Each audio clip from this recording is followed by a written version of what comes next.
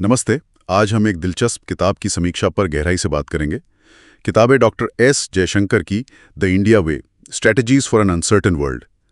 हमारे पास एक अच्छी विस्तृत समीक्षा है जो हमें इसके मुख्य विचारों और विश्लेषण का सार बताती है। तो चलिए इस चर्चा को खोलते हैं और देखते हैं कि यह समीक्षा भारत की वैश्विक रणनीति के बारे में क्या महत्वपूर्ण दृष्टिकोण पेश करती है, खासकर आज की अनिश्चित दुनिया में। सबसे पहले ये किताब है क्या? समीक्षा के अनुसार यह सिर्फ विदेश नीति पर एक किताब नहीं है। मतलब इसमें संस्मरण, रणनीतिक अंतर्दृष्टि और भविष्य के रोडमैप का एक तरह से मिश्रण है। ये उस दुनिया में भारत की जगह को समझने की कोशिश करती है जहां अमेरिका का वो जो एक तरफा दबदबा था वो कम हो रहा है और चीन तेजी से उभर रहा है। बिल्कुल। और समीक्षा बताती है कि लेखक रणनीतिक स्वायत्तता, जिसे अंग्रेजी में स्ट्रेटेजिक ऑटोनॉमी कहते हैं, उस पर बहुत जोर देते हैं। इसका मतलब है कि भारत को किसी एक गुट जैसे अमेरिका या रूस उसमें शामिल होने की बजाय बहुसंरेखण यानी मल्टी अलाइनमेंट की नीति अपनानी चाहिए। कहने का मतलब है अमेरिका, रूस, चीन, यूरोप सबके साथ अपने राष्ट्रीय हितों के अनुसार संबंध बनाना, किसी एक के पाले में नहीं जाना। हाँ, और यहाँ दिलचस्प बात यह है, जैसा समीक्षा में भी है, कि ये दृष्टिकोण आदर्शवादी होने के बजाय यथार्थवादी है। बिल्कुल, रियलिस्ट अप्रोच। सही। समीक्षा कहती है कि लेखक नैतिक बातों या विचारधारा से ज्यादा ठोस शक्ति, जिसे हार्ड पावर कहते हैं, उस पर ध्यान देते हैं। राष्ट्रीय स्वार्थ और व्यावहारिक कूटनीति को ज्यादा महत्व देते हैं।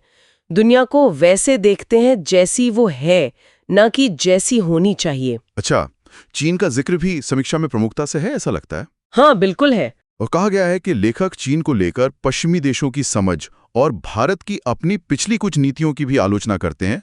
वे चीन की बढ़ती ताकत के सामने भारत को अपनी जगह बनाए रखने के लिए एक दृढ़ और संतुलित लंबी अवधि की रणनीति की वकालत करते हैं। हाँ, और समीक्षा ये भी रेखांकित करती है कि भारत कैसे अमेरिका, रूस और अन्य प्रमुख शक्तियों के साथ अपने संबंधों का प्रबंधन करके अधिकतम रणनीतिक लाभ उठा सकता है। मुद्दा सिर्फ प्रतिक्रिया देने का नहीं है, बल्कि पहल करने और वैश्विक नैरेटिव को आकार देने का है। अच्छा, मतलब प्रोएक्टिव होना। बिल्कुल, चाहे वो व्यापार हो, सुरक्षा हो या तकनीक।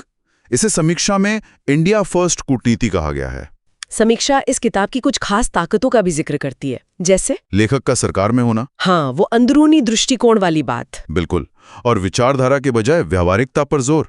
और आज का जो वैश्विक उथल-पुथल वाला माहौल है, ब्रेक्जिट, ट्रंप, कोविड, चीन का रवैया, उसमें इसकी प्रासंगिकता बहुत ज्यादा है। लेखक की भाषा भी स्पष्ट और सुलभ बताई गई है। लेकिन जैसा हर विश्लेषण में होता है, समीक्षा कुछ कमजोरियों या आलोचनाओं को भी सामने रखती है। जैसे किताब भारत के घरेलू मुद्दे, जैसे मान लीजिए लोकतंत्र की स्थिति या अर्थव्यवस्था की चुनौतियां, उनका विदेश नीति पर क्या असर पड़ता है, इस पर ज्यादा गहराई से बात नहीं करती। अच्छा, तो घरेलू राजनीति और विदेश नीति का जो लिंक है वो थोड़ा कमजोर है। हाँ, कुछ हद तक।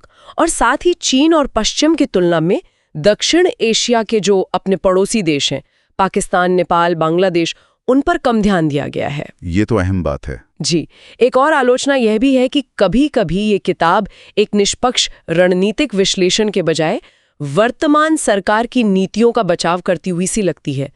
तो ये एक सवाल तो उठता ही है कि सत्ता में बैठे किसी व्यक्ति द्वारा लिखी गई किताब कितनी वस्तुनिष्ठ, कितनी ऑब्जेक्टिव हो सकती है। ये सवाल तो वाजिब है। फिर भी इन सब बातों के बावजूद समीक्षा का निष्कर्ष क्या है? क्या ये किताब पढ़ने लायक है? बिल्कुल।